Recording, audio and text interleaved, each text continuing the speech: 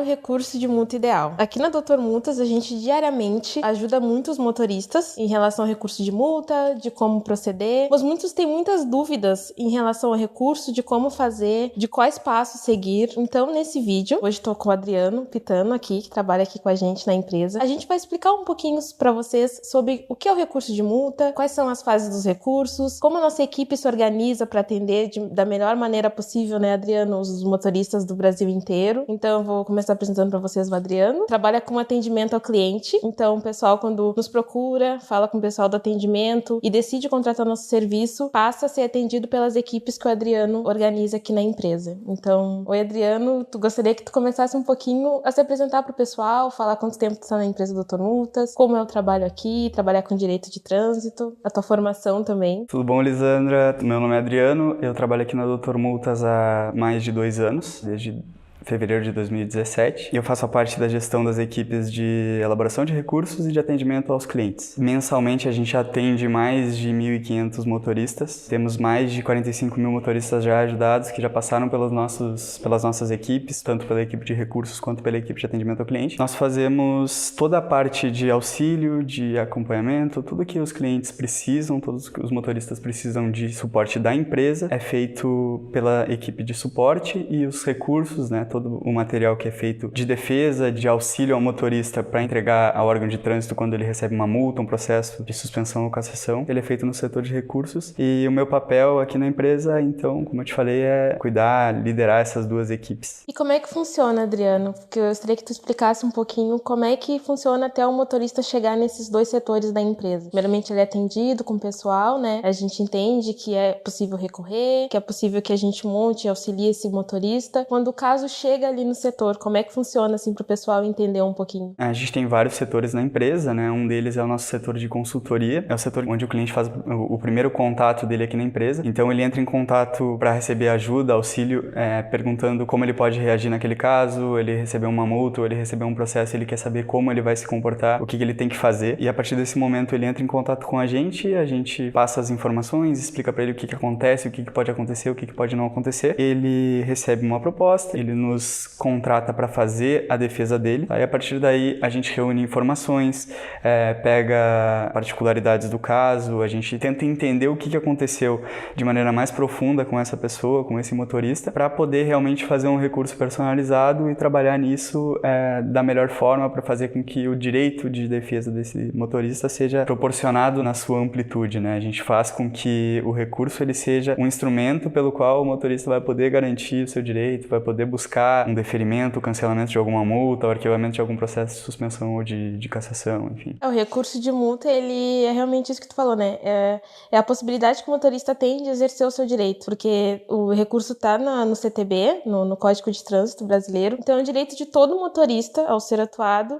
poder recorrer aos órgãos públicos para entender, para se defender em relação àquilo que está sendo acusado. E um ponto bastante importante que tu falou agora, Adriana, é a questão do recurso personalizado, que é algo que a gente tem como nosso diferencial na Doutor Multas em relação a outras empresas, porque a gente realmente busca oferecer para os motoristas um recurso que seja personalizado, que leve em consideração, que ele nos explique o que aconteceu, né? E aí a gente utilize esses argumentos junto aos argumentos do CTB para que a gente consiga montar esse recurso. Então, eu gostaria que tu falasse um pouquinho como é que a equipe se organiza em relação, porque são vários os tipos de infrações, vários os níveis, né? Então, como é que a equipe se organiza para atender da melhor forma possível esses motoristas? A gente tem uma equipe composta por 4 pessoas, tá? 4 redatores. Temos mais uma equipe de apoio, que é uma equipe que organiza essas informações, coleta informações, junta isso tudo para que o redator ele consiga realmente fazer o recurso da melhor forma. E como é que funciona a elaboração do recurso, né? Que eu imagino que seja a tua pergunta. Depois que o motorista nos envia essas informações, a gente reúne essas informações. Essas informações são passadas para o nosso redator. Nosso redator ele analisa essas informações. A gente tem um banco de dados enorme, né? Com mais de 300 argumentos já criados. Todos eles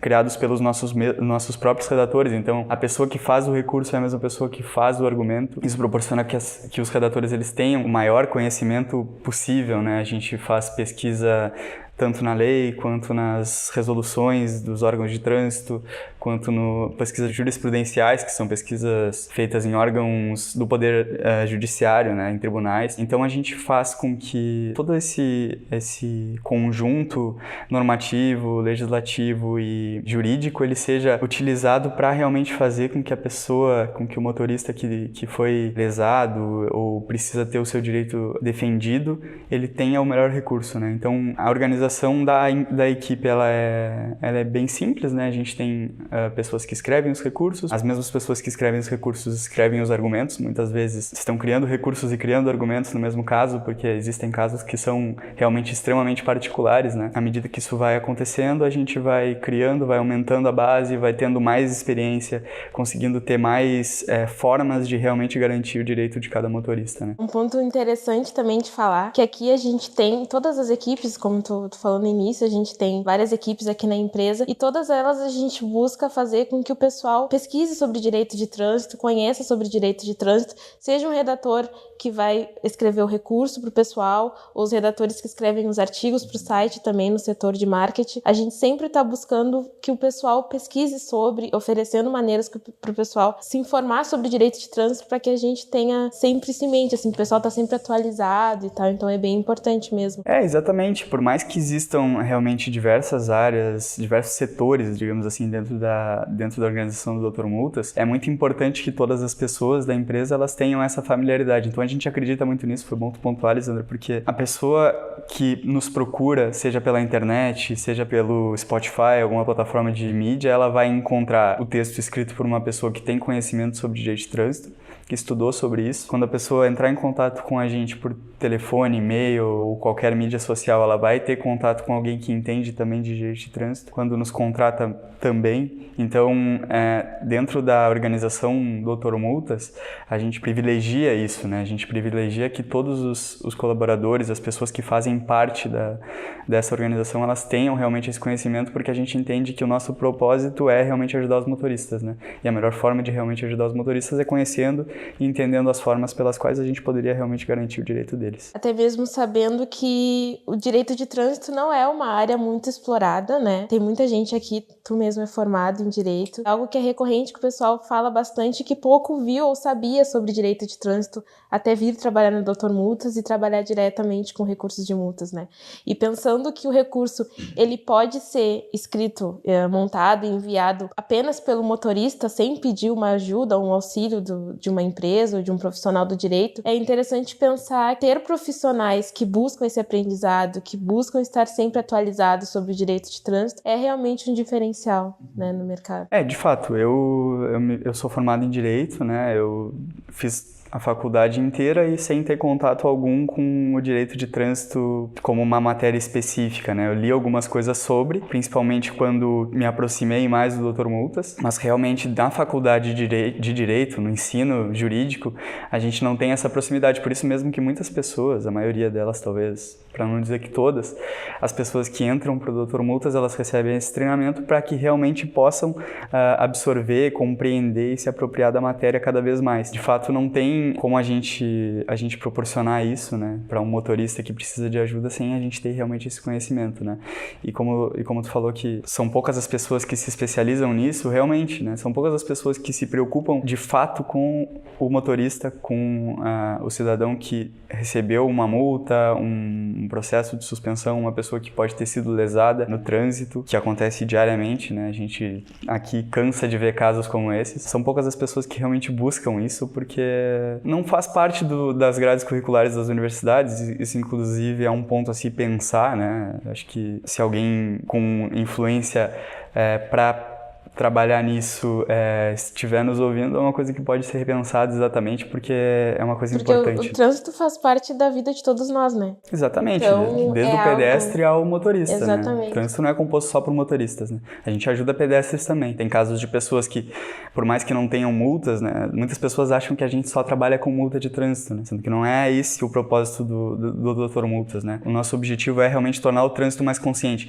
O trânsito ele envolve pessoas que andam a pé, pessoas que andam de bicicleta, de moto, de carro, de ônibus, enfim, são transportes, pessoas que são pedestres, e essas pessoas todas elas se favorecem ou são favorecidas pelo o conteúdo, pela consultoria, pela forma que a Doutor Multas ela se organiza, né? Então a gente não limita a nossa atuação e as informações que a gente passa ao motorista, né? A gente fala muito em motorista, mas é importante que as pessoas saibam que elas podem contar com a gente em qualquer dúvida que elas tenham relacionadas à matéria de trânsito. E diariamente a gente vê nos nossos artigos, nas redes sociais, o pessoal pergunta bastante sobre os mais diferentes assuntos do trânsito, e tem muito pedestre, muito ciclista que está querendo buscar, entender, até porque a legislação no Brasil, ela muda às vezes. Existe o Código de Trânsito Brasileiro, mas às vezes ela muda de acordo com o estado, né, Adriano? Então esse também é um desafio para nós, tanto na atualização de um artigo no site, quanto na hora de formular um recurso, que a gente também precisa estudar como que funciona, quem pode ou não multar nessa região, nessa cidade, para poder montar o melhor recurso de multa, né? Sim, exatamente. É importante até falar isso, porque existem particularidades, né? A lei, ela sempre comporta isso. Em qualquer matéria de direito que for ser estudada ou tratada, a gente vai enxergar uma lei principal, digamos assim, que seria, no caso nosso aqui, o Código de Trânsito, né, o CTB. E existem várias regras que são complementares ou auxiliares, né? Elas entram para preencher uma lacuna, para regulamentar alguma coisa que não foi regulamentada pelo Código de Trânsito, por exemplo. E com relação a isso, existem leis que são leis federais, que não estão dentro do Código de Trânsito, existem resoluções de órgãos de trânsito, existem leis municipais, estaduais, todas elas muitas vezes tratando sobre o mesmo assunto com competências diferentes, né? Então, muitas vezes as pessoas nos procuram com uma dúvida extremamente específica de alguma região. Por exemplo, uma prefeitura do interior de São Paulo tem uma regra sobre estacionamento que não existe em qualquer outro lugar do país. Existe muitas vezes um motorista que nos busca, nos procura, pede uma informação sobre isso, ou ele recebe uma multa de trânsito com fundamentação em uma lei que foi criada no município dele. A gente tem que ir atrás, tem que buscar, tem que entender. Isso tanto na hora de fazer o recurso, na hora de dar uma informação e, sem dúvida nenhuma, na hora de conseguir escrever um conteúdo para que esse motorista ou essa pessoa que está interessada em conteúdo de direito de trânsito, ela consiga ter a informação, né? Pensando assim, o cliente nos envia os seus argumentos, como aconteceu, a gente monta o recurso. Como é que funciona essa relação entre o redator que escreve o recurso e o motorista? É possível que o motorista entre em contato, leia o recurso, veja o que pode ser melhorado ou não, há uma aprovação? Como é que funciona assim? A gente tem muitos motoristas que nos procuram, né? Como eu já te disse, a equipe de redatores ela é extremamente qualificada, mas ela trabalha o tempo inteiro voltada para elaborar os recursos, para buscar novas teses, para melhorar os recursos que são feitos. Então a gente não costuma colocar nas ocasiões normais, digamos assim, se for um caso extremamente específico, é lógico que cria-se uma exceção, mas na regra a gente não costuma colocar o cliente em contato direto com o redator, porque nós temos outras pessoas que são responsáveis por esse relacionamento, entende? A gente consegue fazer com que essas pessoas coletem informações, porque a gente não pega argumentos dos clientes, né? A gente pega informações deles que são convertidas em argumentos com base na nossa experiência, nos nossos conteúdos.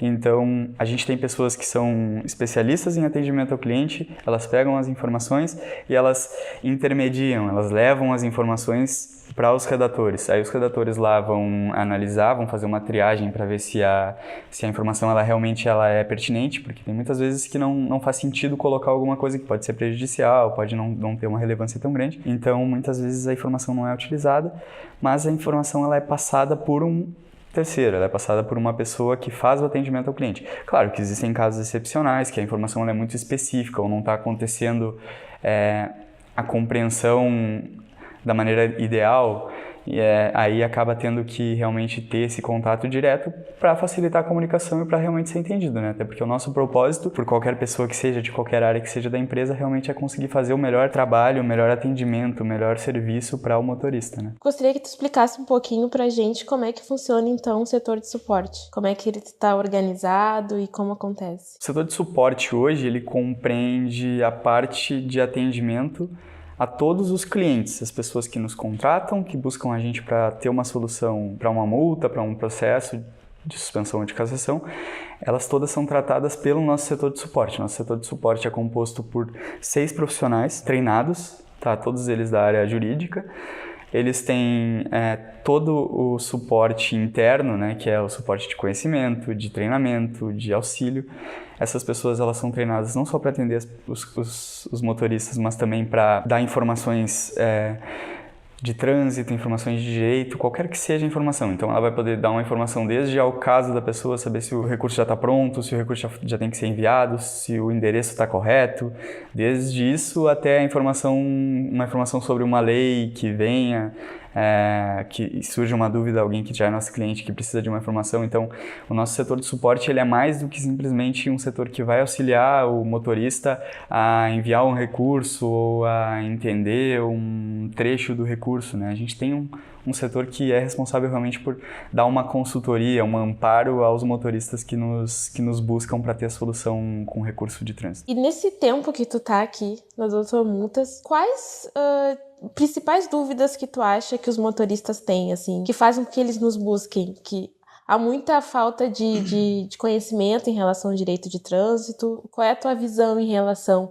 aos motoristas no Brasil? Assim, há uma busca, acredito que há uma busca por querer saber sobre o direito de trânsito, de como respeitar a legislação, mas muitas vezes é muito difícil de encontrar alguma informação. Como é que tu acha, assim? Qual é a tua visão sobre isso? Na nossa visão aqui de Doutor Multas, a gente já tem tanto conteúdo disponível quanto as pessoas queiram ou saibam que elas podem buscar. Realmente existe uma dificuldade na base, ou seja, na formação dos condutores, dos cidadãos como um todo, em eles terem curiosidade sobre realmente entender quais são os seus direitos, as suas garantias, né?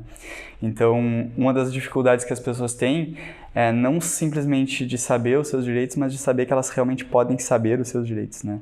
Então, antes de saber que tu tem um direito, tu pode saber que tu tem um direito, né? E hoje a dificuldade que eu vejo é que muitas pessoas não nos procuram porque elas não sabem que nós existimos. Muitos motoristas que nos procuram, eles têm muitas dúvidas. Por exemplo, um motorista pode achar que não tem o direito de recorrer porque ele foi abordado. Porque aquilo ali, em teoria, e se escuta muito em conversas populares, que quando tu é colocado em contato direto com um agente de trânsito, tu está submetido ao que as pessoas comumente chamam de presunção de veracidade, ou seja, aquele agente ele tem o poder de tornar o que ele diz uma verdade absoluta, sendo que isso é verdade em partes. Existe realmente a presunção de veracidade, mas essa presunção ela não é absoluta, ela não é uma garantia de que o que o agente falou, o que ele colocou naquela notificação realmente aconteceu ou realmente é verdade. Então, além disso, além de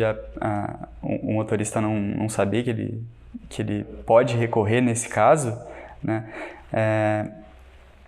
ele tem que saber que ele pode recorrer e não só pode recorrer, como pode realmente ganhar ou ter uma multa cancelada porque pode ter acontecido algum erro específico no caso dele, alguma coisa específica que pode tornar uma particularidade interessante para ele utilizar como argumento de um recurso.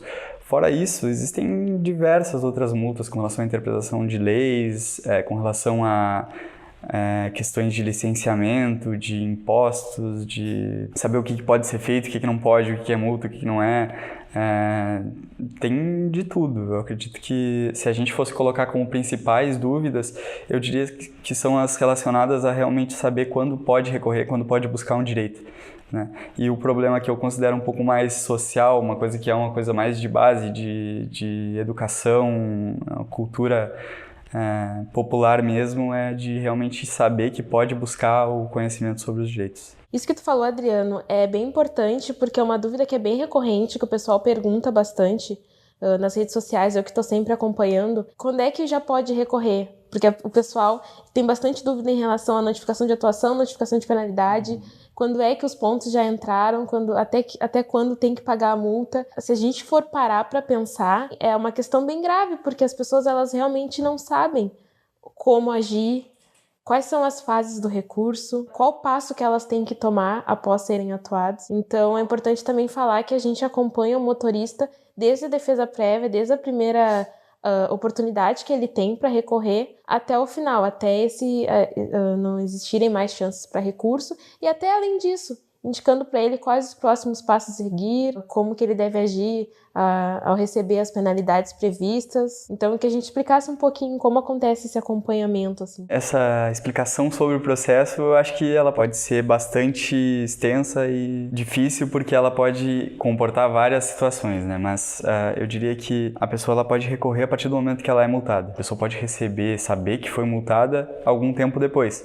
A partir dessa ciência, digamos assim, que existe o direito formal para se entrar com recurso de trânsito. Tá? Então, seja na hora da abordagem, seja se não houve abordagem no momento que recebeu a notificação, a partir daí já dá para entrar com uma defesa prévia, se recebeu uma notificação de penalidade já dá para entrar com um recurso à jare. Eu diria que são essas os principais momentos para se entrar com um recurso. Né? Com relação ao acompanhamento, como é feito, né?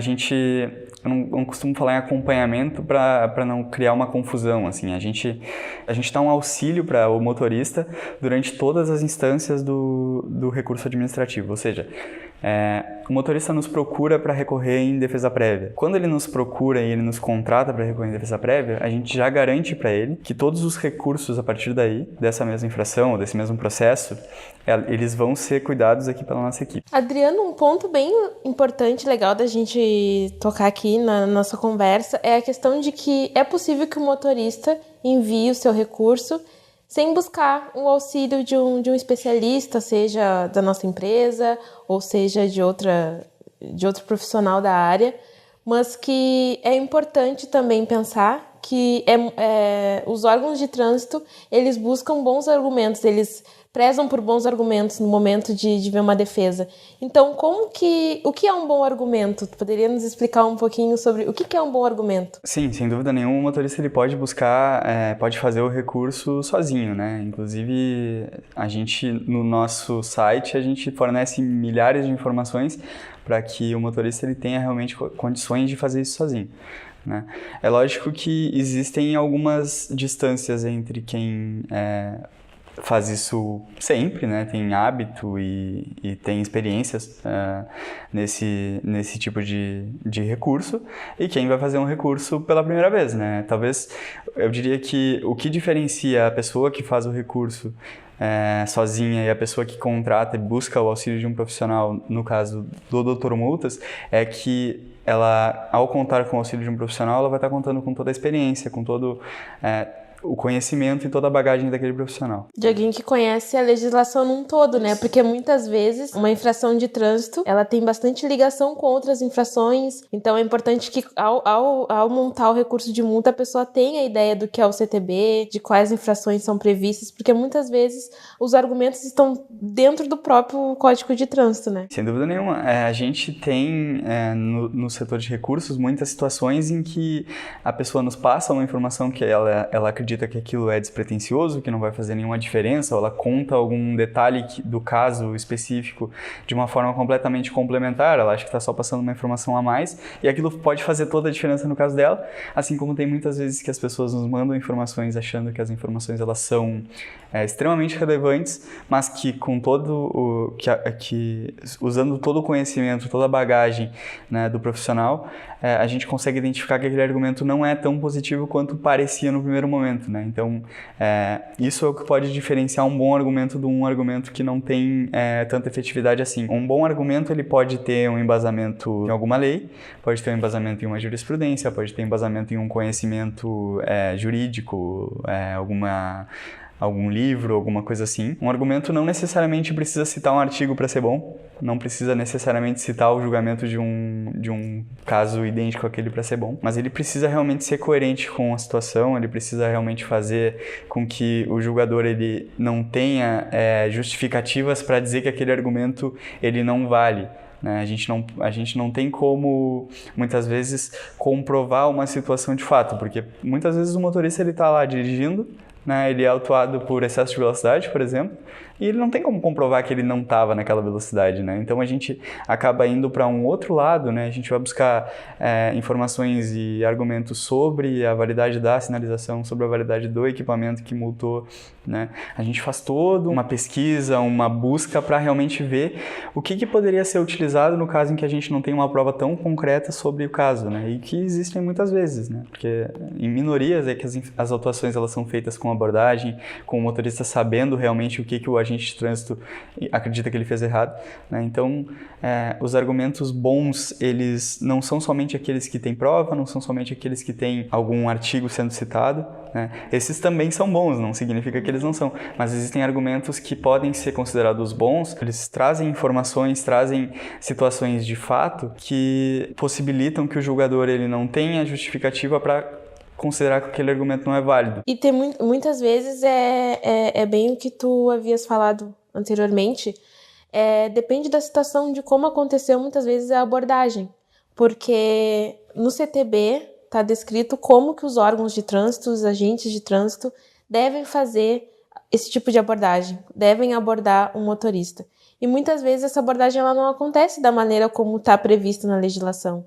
E esse também é um dos argumentos que a gente pode utilizar, porque o motorista tem direito de entender, de saber que está sendo autuado, está sendo acusado, mas que essa acusação, essa atuação está acontecendo dentro da legislação, de acordo com o que está previsto no CTB, de maneira limpa, né? Não de maneira com que o profissional quis apenas penalizar ou supôs que foi cometido algum tipo de infração, mas não que ele tenha a certeza de que essa infração foi cometida, porque muitas vezes é uma reclamação também bastante comum dos motoristas, a questão da posição, do posicionamento dos agentes, né, de fiscalização, de como eles agem no momento de penalizar o motorista, né? Sem dúvida nenhuma. Na verdade, toda a operação, todo o ato do agente de trânsito como um integrante da administração pública, né?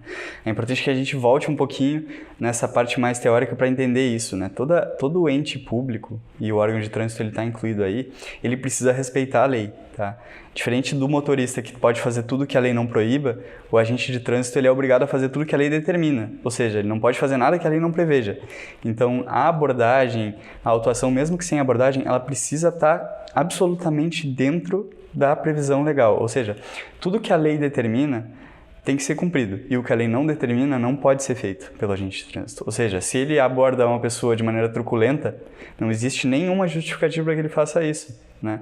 É lógico que muitas vezes o agente faz isso, aí se defende dizendo que, mas naquele caso ele poderia estar em um momento de nervosismo, preocupado com o que ele fosse encontrar naquele motorista abordado, mas é importante que a gente lembre que esse agente de trânsito ele tem que ser treinado, ele tem que ter o conhecimento de todos esses procedimentos, e ele não pode realmente, por mais tensa que seja a situação, adotar uma postura que não esteja condizente com o código de conduta que ele tem que cumprir, né? E o código de conduta que ele tem que cumprir é o que a lei determina, né? Não existe uma previsão de subjetividade. A gente não pode determinar por ele mesmo como ele vai se comportar em uma blitz ou em uma abordagem comum, né? Então, uma coisa que as pessoas precisam ter sempre bem claras é que a partir do momento que elas sofrem algum tipo de abuso, a abordagem ela sai com alguma formalidade que não cumpre o que está previsto na lei, ela realmente tem o direito, tá? Porque ela foi abordada, ela foi tratada por um agente da maneira que ela não deveria ter sido tratada. Então, esse é um ponto bem importante, foi bom ter lembrado, porque realmente pode determinar que uma multa que tenha sido aparentemente feita de maneira correta, ela se torne uma infração, uma autuação completamente irregular. Isso pode ser determinante também. Até porque muitas vezes a realidade do trânsito brasileiro é bem complicada. Tem cidades que são muito caóticos, então imagina se o agente ou o órgão não comprovar de fato que aquele veículo é do motorista, ele pode ter cometido um erro, né? É muito fácil, vários veículos num horário de pico, por exemplo. É preciso que haja esse tipo de informação, a gente preencha de maneira correta esses formulários e tal, para que o motorista tenha certeza de que está sendo acusado dentro da legislação. Com certeza. Na verdade, o formalismo ele serve para proteger o motorista, né? O motorista, ele como parte...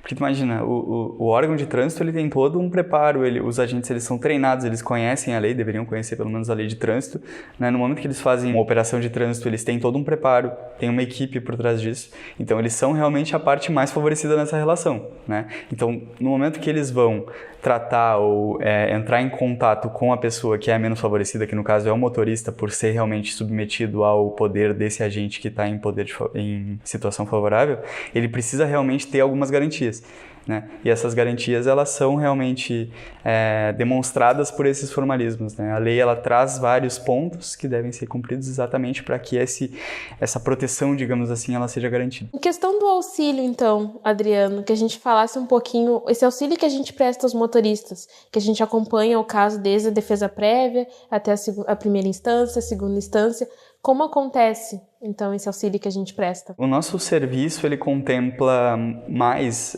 isso que é importante a gente sempre lembrar, que ele contempla mais do que o recurso, né?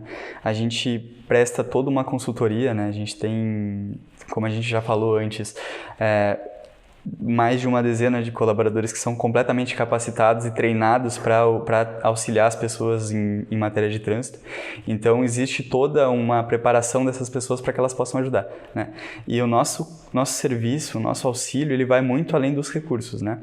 Mas com relação a eles, né, se a pessoa nos procura para recorrer, ela garante não somente o recurso para a instância que ela tem naquele momento, mas também todos os seguintes, caso exista necessidade, né? Claro, se a pessoa já tiver naquele recurso ali o sucesso, né, se o recurso dela for bem sucedido e a gente conseguir cancelar a multa ou arquivar o processo, não vai ter necessidade. Mas se houver necessidade, realmente, até o CETRAN a gente consegue auxiliar o motorista que nos procura e nos contrata. Que quem está nos assistindo entenda que a gente vai acompanhar o seu caso, vai prestar todo o auxílio até esgotarem-se as fases do recurso, e também depois, caso a pessoa tenha que fazer o pagamento da multa ou receber os pontos, que a gente também presta esse auxílio. Ela pode sempre, seja nos nossos artigos, nos nossos conteúdos que a gente produz, ou seja, ligando para cá para o pessoal, com o pessoal do suporte, tem esse auxílio. Então, Adriano, para fechar o vídeo, que a gente falasse um pouquinho para o pessoal que é importante recorrer, porque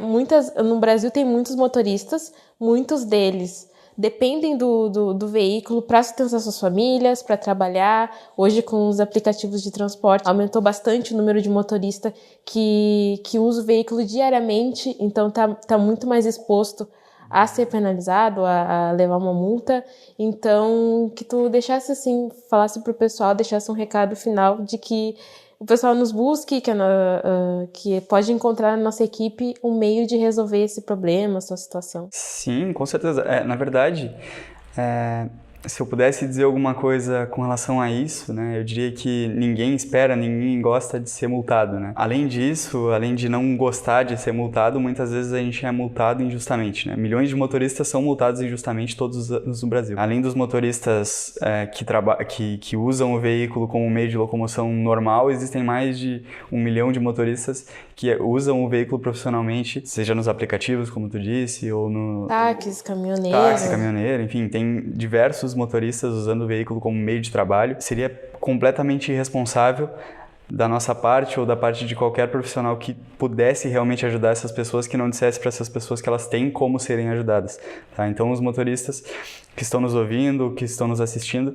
eles precisam saber que eles podem contar com a gente, né? A gente aqui na Doutor Multas estuda, conhece e trabalha diariamente para que realmente seja possível fazer com que os recursos de multa eles tenham sucesso, os motoristas eles possam continuar dirigindo, eles possam se livrar de uma multa injusta, né? Eles possam ter o direito deles garantido, né? Então, se eu pudesse dizer para uma pessoa, para um motorista que nos ouve, o porquê de recorrer, eu diria que não existe uma razão pela qual não buscar o direito, né? A gente tem o direito a alguma coisa, não tem por que a gente abrir mão desse direito simplesmente porque a gente acha que ele não vai ser garantido, que a gente não vai ter... Claro que não tem como a gente saber se a multa vai ser cancelada, se o processo vai ser cancelado, tá? Mas deixar que esse processo ele se termine sem pelo menos ter tentado cancelar seria uma grande injustiça, né? Então, se eu pudesse dizer para uma pessoa, para um motorista que nos ouve, que nos assiste, o porquê de fazer isso, eu diria que seria exatamente para